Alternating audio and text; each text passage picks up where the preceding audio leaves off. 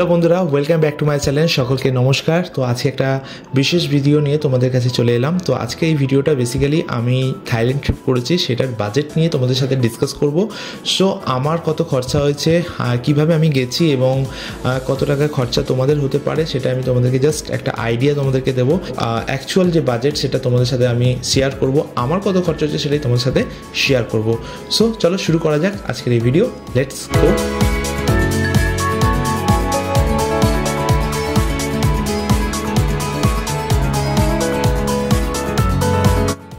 তো আমরা কীভাবে গেছিলাম সেটা তোমাদেরকে বলি। আমরা প্রথমে এখানে যেহেতু আমি কলকাতায় থাকি, তো কলকাতা থেকে আমাদের nearest airport international airport Netaji Subhash international airport, সেখান থেকে আমি ব্যাংকক গেছিলাম।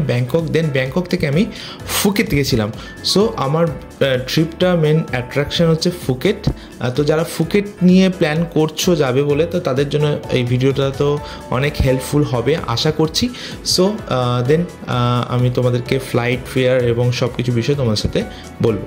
সো প্রথমে যেটা আসি সেটা হচ্ছে ফ্লাইট, সেকেন্ড হচ্ছে অ্যাকোমোডেশন, থার্ড হচ্ছে লোকাল ট্রান্সপোর্ট, ফোর্থ হচ্ছে ফুড অ্যান্ড ফিফথ হচ্ছে অ্যাক্টিভিটি। এই পাঁচটি বিষয় তোমাদের সাথে আমি এখন শেয়ার করব যে আমার কত খরচা হয়েছে। সো প্রথমে আমি বলতে চাই ফ্লাইট, যেহেতু আমরা কলকাতা থেকে কানেক্টিং ফ্লাইট নিয়েছিলাম ফুকেটের জন্য, তো আমরা কলকাতা থেকে ব্যাংকক গেছিলাম, দেন ব্যাংকক টু ফুকেট। তো আমাদের যে ব্যাংকক অবধি পৌঁছাতে আমাদের যে ফ্লাইট ফেয়ার পড়েছিল সেটা হচ্ছে 13,000 পার পারসন। তো আমরা থাই এয়ারওয়েজে গেছিলাম। আর বিভিন্ন ফ্লাইট আছে, তোমরা আরও কম বাজেটের মধ্যে তোমরা যেতে পারো। সো এয়ার এশিয়া আছে, ইন্ডিগো আছে, তারপরে আরও বিভিন্ন এয়ারলাইন্স আছে যারা তোমাকে অনেক সস্তায় বা অনেক বাজেটে সুন্দর ভালো বাজেটে তোমাদেরকে প্রোভাইড করে। কিন্তু তোমরা যখন ফ্লাইট টিকিট কাটবে তোমরা একটু আগে থেকে কেটে নিলে এটা তোমাদের জন্য ভালো হবে। সো আমাদের ফ্লাইট ফেয়ার পড়েছিল ব্যাংকক অবধি পার পারসন 13,000। সো আমরা যেহেতু দুজন গেছিলাম, তো সেই জন্য আমি তোমাদেরকে দুজনের বাজেট আমরা দেবো। তো তোমরা তোমাদের হিসাব মতন তোমরা যতজন যেতে চাও বা সিঙ্গেল, তোমরা সেইভাবে তোমরা এটাকে করে দেখে নিতে পারো। সো আমাদের দুজনের ফ্লাইট ফেয়ার পড়েছিল Kolkata to Bangkok, then Bangkok to Phuket. তো কলকাতা টু ব্যাংকক আমাদের যে খরচা পড়েছিল, কলকাতা টু ফুকেট অবধি আমি বলছি, আমার টোটাল যে ফ্লাইট ফেয়ার হয়েছিল সেটা হচ্ছে 72,000। Kolkata to Bangkok 13,000 per person, then Bangkok to Phuket 5,000। So এই হয়ে গেল ফ্লাইট ফেয়ার। তোমরা তোমাদের স্টেট অনুযায়ী তোমরা দেখে নিও, তোমরা যেখানে থাকো, যেখান থেকে তোমরা যেতে চাও, তো সেখান থেকে তোমাদের ফ্লাইট কত পড়ছে সেটা তোমরা দেখে নিতে পারো। সো দেন আমি চলে আসি সেকেন্ড বিষয়, সেটা হচ্ছে অ্যাকোমোডেশন, হোটেল এবং তারপরে হোস্টেল আছে, অনেক হোস্টেলও আছে, হোটেলও আছে। তো তোমরা যেটা প্রেফার করতে পারো, যেটা তোমাদের ভালো মনে হয়। তো আমি আপনাদেরকে সাজেশান দিতে চাই, যদি আপনারা সিঙ্গেল যাচ্ছেন, তাহলে যদি বাজেটে আপনারা ট্রিপ করতে যাচ্ছেন তাহলে হোটেল আপনারা হোস্টেলেও থাকতে পারেন। আর যদি ফ্যামিলি নিয়ে যাচ্ছেন বা দুজন যাচ্ছেন, তো পরিবারের সাথে যাচ্ছেন, তাহলে hotel is best option. So হোটেলের সাধারণত হোটেল চলে আসে 3 স্টার 4 স্টার, মোটামুটি আপনার 3,000 থেকে স্টার্ট হয়ে আপ টু 10,000 15,000, অনেক 5 স্টার 4-7 স্টার হোটেল আছে, এখানে অনেক লাক্সারি হোটেল আছে। তো যেটা তোমাদের বাজেট অনুযায়ী তোমরা চাইছো সেইভাবে তোমরা নিতে পারো। সো আমরা 3 স্টার হোটেল 4 স্টার হোটেল নিয়েছিলাম। তো আমাদের পড়েছিল, হোটেলের যে প্রাইস পড়েছিল আমাদের 4,000 করে পড়েছিল পার রুম পার ডে।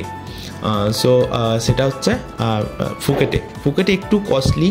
আমরা যে রিসর্টটা ছিলাম সেটার নাম হচ্ছে পিচ ব্লসম রিসর্ট, সেটা আমাদের 4,000 করে পার ডে পড়েছিল। সো ওখানে তোমরা আরও সস্তাও পেতে পারো, তো তোমাদের কমফোর্টেবল অনুযায়ী তোমরা দেখে নিতে পারো। আমি মেক মাই ট্রিপ থেকে বুক করেছিলাম, তো আরও গোয়াই ভিভো আছে, তোমরা সেখান থেকে দেখে নিতে পারো তোমাদের বাজেট অনুযায়ী। আর হোস্টেলের বাজেট শুরু হচ্ছে 1,500 টাকা থেকে, 1,500 থেকে শুরু শুরু হয়ে যাচ্ছে হোস্টেল। তো তোমরা সেইভাবে তোমাদের মতনভাবে তোমরা এটাকে চুজ করতে পারো। তোমরা মেক মাই ট্রিপ থেকেও বুক করতে পারো, তোমরা গোয়াই ভিভিউ থেকেও বুকিং করতে পারো। সো এই ছিল আমাদের অ্যাকোমোডেশন। আর প্রত্যেকটা হোটেলে কিন্তু তোমাদেরকে যদি 3 স্টার 4 স্টার হোটেল না, তোমাদের কিন্তু ব্রেকফাস্ট কমপ্লিমেন্টারি থাকবে। তো সেটা নিয়ে চিন্তা করতে হবে না। দেন আমরা চলে আসি থার্ড বিষয়, সেটা হচ্ছে লোকাল ট্রান্সপোর্ট। লোকাল ট্রান্সপোর্ট বলতে এখানে বেসিক্যালি ফুকেটে তোমরা ফেরি পাবে, বোট পাবে, অ্যান্ড যদি তোমরা বাই রোড তোমরা কোথাও যাচ্ছ তাহলে ওখানে টুকটুক আছে এবং বাইক রেন্টও নিতে পারো। তো বিভিন্ন রকম অপশান আছে, হোটেলরাও সার্ভিস দেয়, সেটা তোমরা কথা বলে নিতে পারো। সো আমরা বেসিক্যালি আমাদের হোটেল থেকে আমরা সার্ভিস পেয়েছিলাম আমাদের ফেরিঘাট পর্যন্ত, সেটা ইনক্লুডিং ছিল। আর তোমরা বাইক রেন্টও নিতে পারো, সেখানে বাইক মোটামুটি পার ডে হিসাবে ওরা 1500 টাকা ইন্ডিয়ান রুপিস 1500 টাকা চার্জ করে। সো তোমরা সেটা একদিনের জন্য সেটাও তোমরা করতে পারো। নাহলে তোমরা টুকটুক আছে, টুকটুকে একটু খরচা বেশি হয়, সেটা যেখানেই হোক, তোমরা ফুকেতে বলো থাইল্যান্ডে বলো, ওরা একটা মিনিমাম চার্জ হচ্ছে ওদের 1000 ইন্ডিয়ান রুপিস, 1000 টাকা নেবে। একটু এক্সপেন্সিভ হয় কারণ ওটা ওখানকার একটা মানে আইকন টুকটুক, তোমরা জানো সকলেই। তো সেই জন্য আমি তোমাদেরকে বলবো বেসিক্যালি তোমরা যদি হোটেলের সাথে কন্ট্যাক্ট করে নাও বা কোনো ওখানে যে ট্রিপ তোমরা করতে যাচ্ছ, অ্যাক্টিভিটি করতে যাচ্ছ, সেখানে তাদের সাথে কন্ট্যাক্ট করে নিলে তোমাদের এই বাজেটটা কিন্তু অনেক সস্তায় হবে। তারপর তোমরা সাইড নিজেরা ঘুরতে চাইলে তোমরা বাইকেও ঘুরতে পারো ইয়া টুকটুক ব্যবহার করতে পারো সিটি ঘোরার জন্য। সো আমাদের যে টোটাল লোকাল ট্রান্সপোর্টের জন্য আমাদের যে খরচা হয়েছে সেটা তোমাদের সাথে শেয়ার করবো। তার আগে আমি বলতে চাই এর সাথে কিন্তু আমরা ব্যাংককে ঘুরেছি, সেখানে ট্যাক্সি ফেয়ার এবং ওখানে যে বিটিএস আছে, মেট্রো আছে, সেটার খরচা আমি তোমাদেরকে বলবো। মেট্রো বেসিক্যালি 80 বাট মানে 160 রুপিস থেকে মানে একটা ডেস্টিনেশন থেকে একটা ডেস্টিনেশনে যাওয়ার জন্য 80 বাট মিনিমাম লাগে। তো তোমরা যত দূর যেতে চাইছো, যত কিলোমিটার যেতে চাইছো, সেই হিসাবে ওরা টিকিট হয়। তো আমার টোটাল বাজেট হয়েছে ট্রান্সপোর্টের পিছনে আমার খরচা পড়েছে 8500। সো একটা বিষয় আমি মিস করে যাচ্ছি। তো অ্যাকচুয়ালি আমাদের এই হোল ট্রিপটা 7 ডেজের ট্রিপ আছে, 7 ডেজ 6 নাইটের ট্রিপ। তো যে সকল বাজেট আমি তোমাদের সাথে শেয়ার করছি এটা কিন্তু 7 ডেজ 6 নাইটের বাজেট, হ্যাঁ, একদিনের নয়। সো তোমরা ক্যালকুলেট করে নিতে পারো। দেন চলে আসি মিল খাওয়া দাওয়া। তো যেমন আমি তোমাদেরকে বললাম যে হোটেলে তোমরা যদি হোটেলে থাকছো 3 স্টার 4 স্টার বা যেই হোটেলে তোমরা থাকছো, তোমাদের কিন্তু ব্রেকফাস্ট তোমাদের কমপ্লিমেন্টারি থাকবে। সো আমরা ব্রেকফাস্টও পেয়ে গেছিলাম। আর তাছাড়া সেখানে থাইল্যান্ডে খুবই পপুলার হচ্ছে 7-Eleven। তোমরা অনেকেই জানো 7-Eleven খুবই পপুলার একটা স্টোর আমাদের এখানে স্পেন্সার্সের মতন। তো তোমরা সেখান থেকে লাঞ্চ নিয়ে নিতে পারো, ওখানে প্যাকেট ফুড পাওয়া যায়।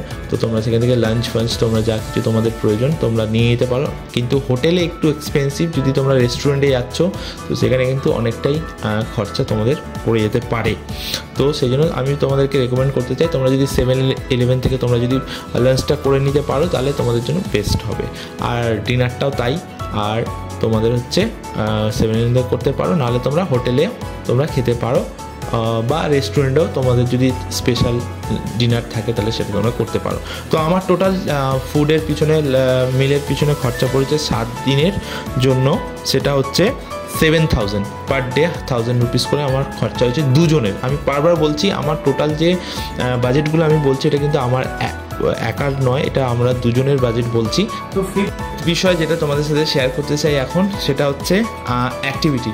তো অ্যাক্টিভিটি তোমরা এখানে অনেক অ্যাক্টিভিটি করতে পারো, অনেক কিছু অ্যাক্টিভিটি করার অপশান আছে, কিন্তু আমরা সব কিছু অ্যাক্টিভিটি করিনি। স্কুবা ডাইভিং আছে, স্নর্কেলিং আছে, বিভিন্ন রাইড আছে, বোট রাইড আছে, স্পিড বোট আছে, অনেক কিছু আছে। তো তোমরা তোমাদের ইচ্ছা মতন তোমরা সেটা সিলেক্ট করতে পারো। তো আমরা বেসিক্যালি অ্যাক্টিভিটি বলতে শুধু স্নর্কেলিং নিয়েছিলাম আর বোট রাইড, যেটা আমরা সাইট সিনের জন্য যেটা আমরা বোট নিয়েছিলাম সেটাই আমি তোমাদের সাথে শেয়ার করবো। আমরা ফুকেতে গিয়ে সেখান থেকে আমরা ওখানে অনেক কটা সাইট সিন হয়। প্রথম হচ্ছে তোমরা জেমস বন্ড আর একটা হচ্ছে ফিফি। সো আমরা দুটোই করেছিলাম, ফিফি আর জেমস বন্ড দুটোই করেছিলাম। তো ফিফিতে যে আমরা গেছিলাম সেটা বিষয় তোমাদের সাথে শেয়ার করবো। তো জেমস বন্ডে আমাদের যে বোর্ড আমরা রেন্ট করেছিলাম বা যে বোর্ডে আমরা গেছিলাম সেটা পার পার্সন আমাদের 3500 পড়েছিল। এবং সেখানেই আমাদের লাঞ্চ অ্যান্ড ব্রেকফাস্ট ইনক্লুডিং ছিল। ব্রেকফাস্ট সেখানেও ব্রেকফাস্ট পেয়েছি, হোটেলেও ব্রেকফাস্টও করেছিলাম। ব্রেকফাস্ট অ্যান্ড লাঞ্চ সেখানে আমাদেরকে প্রোভাইড করেছে, আর আনলিমিটেড ড্রিঙ্কস তোমরা ওখানে পেয়ে যাবে, কোনো অসুবিধা হবে না। সো আমরা আর তারপরে ওখান থেকে আমরা তারপর ফিফিতে গেলাম। এখানে আমরা ফেরি করে গেছিলাম। ফেরি বলতে একটু বড় বোর্ড হয়, যেখানে অলমোস্ট 200-300 একসাথে আমরা যেতে পারি, একসাথে বসার জায়গা থাকে। ফেরিতে আমাদের পার পারসন 4000 পড়েছিল ফিফি সাইট সিনের জন্য। সো এই হচ্ছে আমাদের অ্যাক্টিভিটির খরচা। তো আমাদের টোটাল অ্যাক্টিভিটির খরচা পড়েছে 15,000 টাকা, টোটাল আমাদের দুজনের খরচা পড়েছে। তো এখন তোমাদেরকে আমি টোটাল যে খরচা সেটা আমি তোমাদেরকে বলেছি। টোটাল যে খরচা পড়েছে এই ট্রিপের জন্য সেটা হচ্ছে 1,30,500 টোটাল আমাদের এক্সপেন্স পড়েছে। সো এটা কম বেশি হতে পারে, সো আমি অ্যাপ্রক্সিমেট তোমাদেরকে শেয়ার করলাম। সো আশা করি তোমাদের বাজেট সম্পর্কে থাইল্যান্ড ট্রিপের কিছুটা হলেও আইডিয়া তোমাদেরকে দিতে পারলাম। সো থ্যাংক ইউ ভিডিওটা দেখার জন্য। আর একটা বিশেষ বিষয় তোমাদের সাথে শেয়ার করতে চাই, সেটা হচ্ছে যারা লাদাখ ভিডিও দেখতে চাইছো, আমি 2013 লাদাখ রাইড করেছিলাম, সেটাতে ভিউয়ার কমের জন্য সেই জন্য আমি আর সিরিজটা কমপ্লিট করিনি। যদি তোমরা চাইছো যে লাদাখের আমি বিষয়ে তোমাদের সাথে ভিডিও শেয়ার করি, তো আমি ভিডিও বানাবো। যদি তোমরা কমেন্ট করো যে লাদাখের ভিডিও তোমরা দেখতে চাইছো, লাদাখ রাইড ওমলিংলা এবং ওয়ার্ল্ড হাইয়েস্ট যে মোটরেবল রোড সেখানে আমি রাইড করেছি, আমরা গ্রুপ রাইড করেছিলাম, সেটা তোমাদের সাথে শেয়ার করতে হবে। Kolkata to Ladakh totally bike ride করেছিলাম। তো অলরেডি আমি 3-4টে সিরিজ বানিয়েছি, কাশ্মীর অবধি না হারলে অবধি। তো তোমরা সেটা দেখতে পারো, আমি লিঙ্ক ডেসক্রিপশনে দিয়ে দেবো। আর যারা তোমরা এরপরে প্যাংগং লেক আছে, ওমলিংলা আছে, তো সেগুলো তোমরা যদি দেখতে চাইছো তো কমেন্ট করতে পারো, আমাকে জানাতে পারো, তাহলে আমি ভিডিওটা খুব তাড়াতাড়ি তোমাদের জন্য নিয়ে আসবো। তাহলে এখানে ভিডিওটা শেষ করছি। যতদিন তোমরা ভালো থাকো, সুস্থ থাকো, আবার দেখা হচ্ছে নেক্সট কোনো ট্রাভেল ভিডিওতে। চলো, টাটা, বাই বাই।